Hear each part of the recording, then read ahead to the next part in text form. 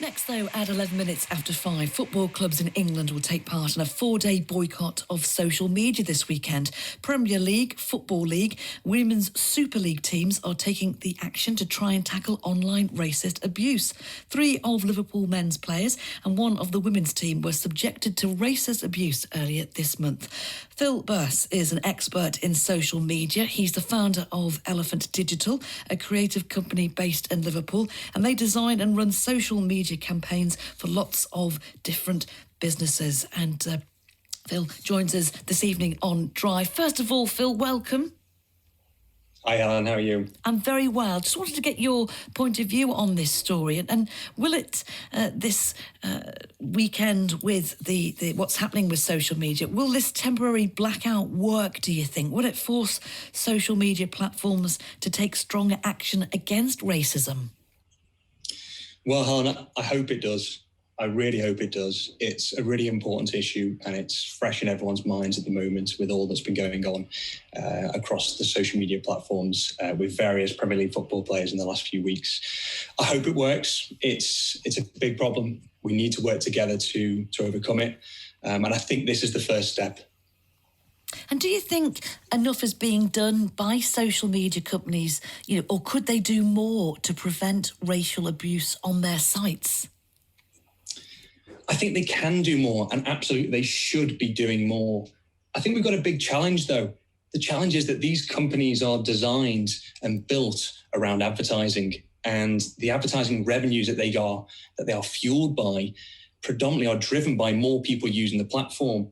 So the more people using the platform, the more revenue they make.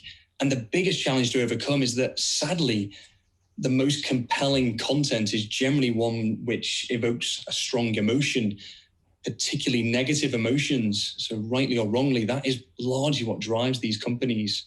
So that's the challenge we have to overcome. And you've indicated already about advertising, and it's again to point out any indication of how much money this blackout could cost the social media firms. Will they be worried, do you think, Phil? Or do you think publicity around it actually will help them in that way?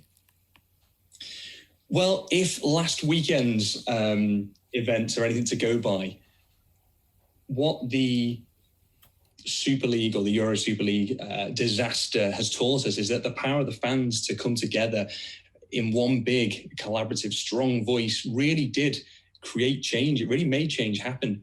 I think to answer your question more specifically, Helen, it's too early to say how much of an effect this will have on the big social media platforms. It's too early to quantify, but this has to be the first step of many steps to make them listen, to get them to listen. So I hope it has an effect and I hope it makes them listen. And what about the clubs and the leagues involved in the blackout? Will they lose much by taking part in this action? Or do you think it'll enhance their reputation?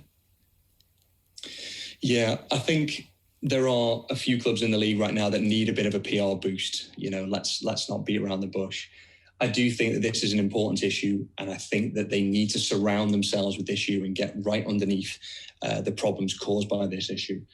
I think it's always going to be a challenge when one of your main channels of communication, such as social media, is cut off for a period of time. But I think the benefits outweigh the cons, definitely. So I think they'll be looking forward to this weekend. I know it's a terrible thing to say and a terrible way to express it, but I think they'll be looking forward to contributing by taking a step back. And you'll know, because you're in the industry, how important is social media now? I mean, every club, as you said, Dan, they have their own website, majority of clubs. They have their own TV channel in certain cases. Would they ever ditch social media altogether, or is it still the best way for them to reach out and communicate with fans? Yeah, it's such a difficult one to think about. My reflection on that question is, if we look forward and we look at where the communication channels are being used by these big clubs, yes, some of them have got TV channels, and yes, some of them have billboard advertising, websites, etc. But the place where you get that two-way communication, that engagement, that instant response and feedback that these big brands need these days to stay at the very front of what it is they're trying to promote, removing themselves totally from social media would be a huge challenge for them. I'd love to see it happen if that affects the change that we're trying to get through this weekend, but it would be a big step. And what about Twitter? Because, you know, former Arsenal striker Thierry Henry took himself off social media in March. What would be the case if Cristiano Ronaldo did the same? He's got, 90 million followers on Twitter. Would Twitter, do you think, sit up and take notice if he actually did that? I think they would. And I think the power is not actually with the clubs. I think it's with the fans. And I think it's with these very influential celebrities and ex-footballers, professional footballers and pundits that, as you say, have huge fan bases. If Ronaldo could get a percentage of his 90 million followers to follow his example, I do think Twitter would stand up and listen. I really, really do.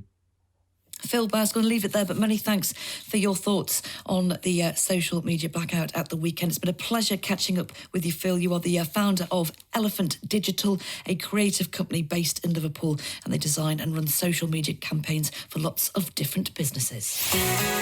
BBC Radio Merseyside. Still loads more to come.